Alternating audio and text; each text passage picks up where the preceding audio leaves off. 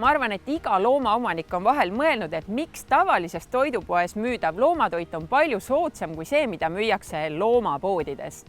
Teeme selle asja ükskord selgeks.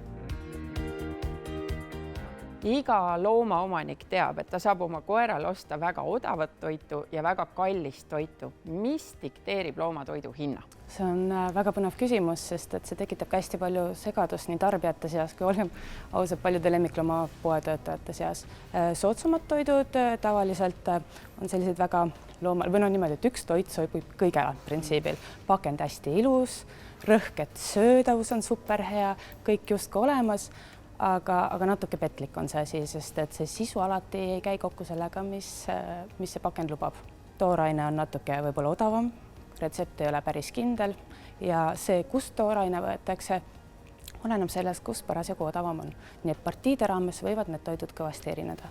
Kui ma tulen loomapoodi, ka siin on ju tegelikult väga erinevas hinnaklassis koeratoite. Kuidas ma tean, et ma saan täpselt selle õige, mida minu loomal vaja on?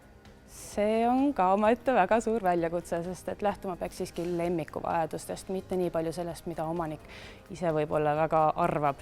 Sest et ka pakendiga on see teema, et nad kipuvad olema natuke petlikud ja nad kipuvad töötama just omaniku peale, mitte koerale. Koer valib tõenäoliselt lõhna järgi selle toidu, selle järgi, kuidas see suus tundub, aga omanik valib pakendi järgi. Koer valib endale toidu lõhna järgi, siis kuidas on tema maitsemeelega? Kui hästi üks koer üldse maitset tunneb? Oleneb, kellega võrrelda. Koer tunneb teatud maitseid, aga sugugi mitte nii palju, kui seda tunneb inimene.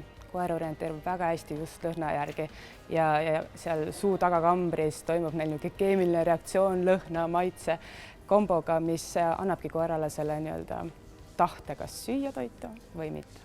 Kvaliteettoidud või brändid, nad teevad oma toodetega katseid. Loomakatse on ka see, kui sa pakud koerale nuusutada või süüa, kas sööb, ei söö, see on ka katse.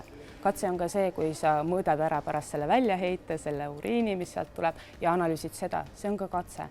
Nii et loomkatsed ei ole alati niisugused, kus lõigutakse ja võetakse sabasid ja keha maha. Et kvaliteettoidud teevad katseid loomade peal, kontrollivad seda, mis sisse, mis välja tuleb ja kas koer saab kõik, mis ta vajab. Odavamad otsetooted pigem ei tee neid katseid ja see, kelle peal katsetatakse, on selle koer või selle omaniku koer, kes seda toitu ostab.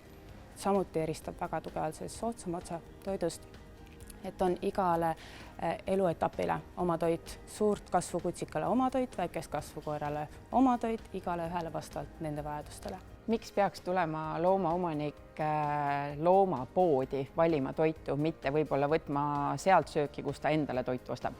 No jällegi, siin on natuke parem kvaliteet sellel toidul ja toidu toorainel, mis paraku mängib väga suurt rolli ja teinekord isegi mitte hinnaklassi poolest, sest et see soodsam otsa toit, seda tihtipeale tuleb sööta natuke rohkem. Nii et omaniku jaoks oleks hästi kasulik välja valida see bränd või toode, mis talle meeldib ja välja arvutada see päevadoos. Palju see maksab ja väga paljusid üllatab see, et see päevadoos võib-olla odavama toidu suhtes versus see natuke kallim ei tule väga suur vahe.